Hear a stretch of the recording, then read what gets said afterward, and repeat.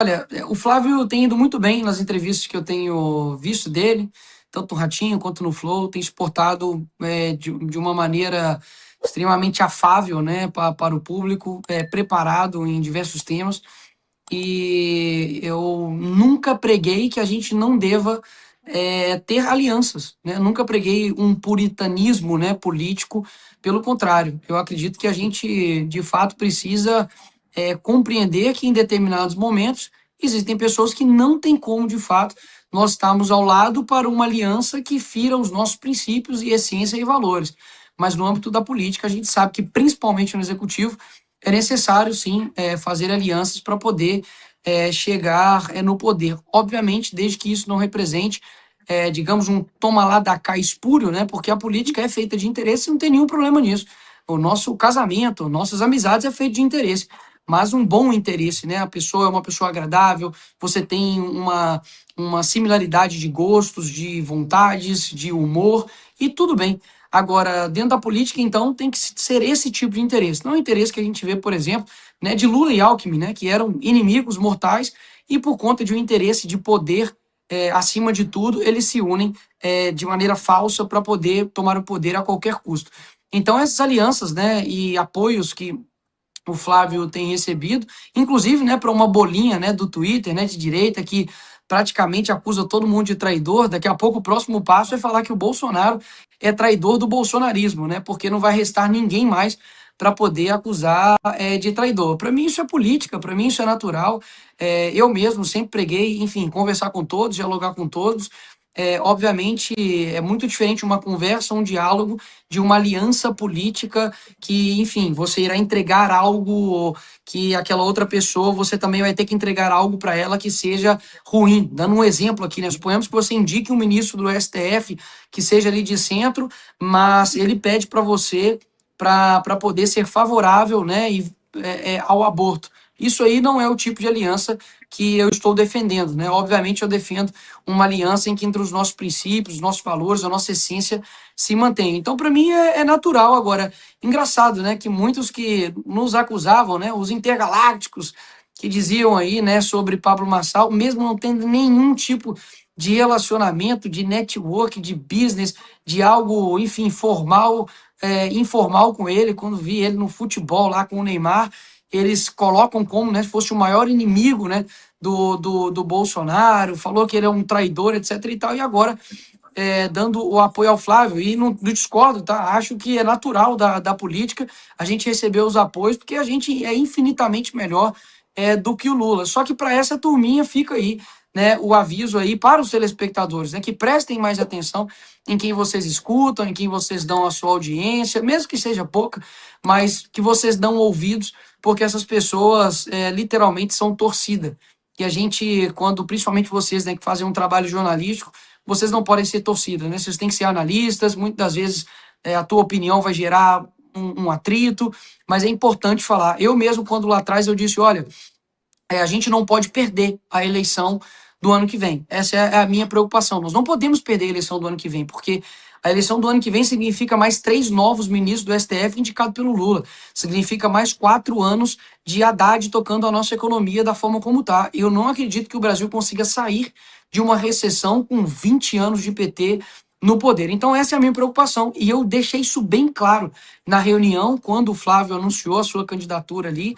Eu falei, olha, Flávio, eu só acredito que a gente tem que ter a liberdade de, como direita, já que nós defendemos uma democracia, a liberdade de expressão, né, a liberdade de fala, e nós somos um grupo, nós somos um corpo, e cada parte do corpo tem a sua função, né? A mesma mão que ela afaga vai ser a mão, talvez, que vai dar um tapa para o bem, né? O mesmo olho que enxerga para poder não cair, é também, enfim, o olho que também vai enxergar aquilo de bom. E tá tudo bem, a gente tem que ter a maturidade de, como um grupo, principalmente sabendo que a gente não pode cometer erros agora, a gente não está numa época que a gente pode cometer o luxo de cometer erros, porque a esquerda ela é expert em propaganda e campanha e não pode subestimá-los.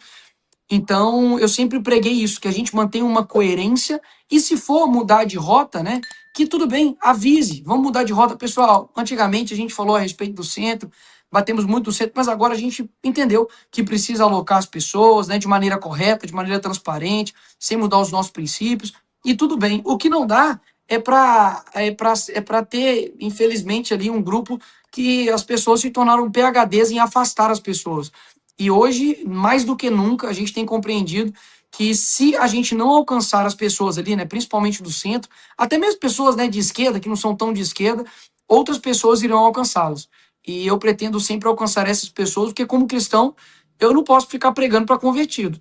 Eu preciso alcançar as pessoas que não concordam comigo, as pessoas que estão ali muitas vezes em cima do muro. Então, muitas vezes eu preciso sim fazer uma meia-culpa, dar ali um quê, digamos, de razão para uma pessoa, talvez, que, eu não gosto do Bolsonaro nisso. Falar, tudo bem, ele pode ser um cara um pouco grosso, fala um pouco de palavrão, etc., mas olha isso daqui.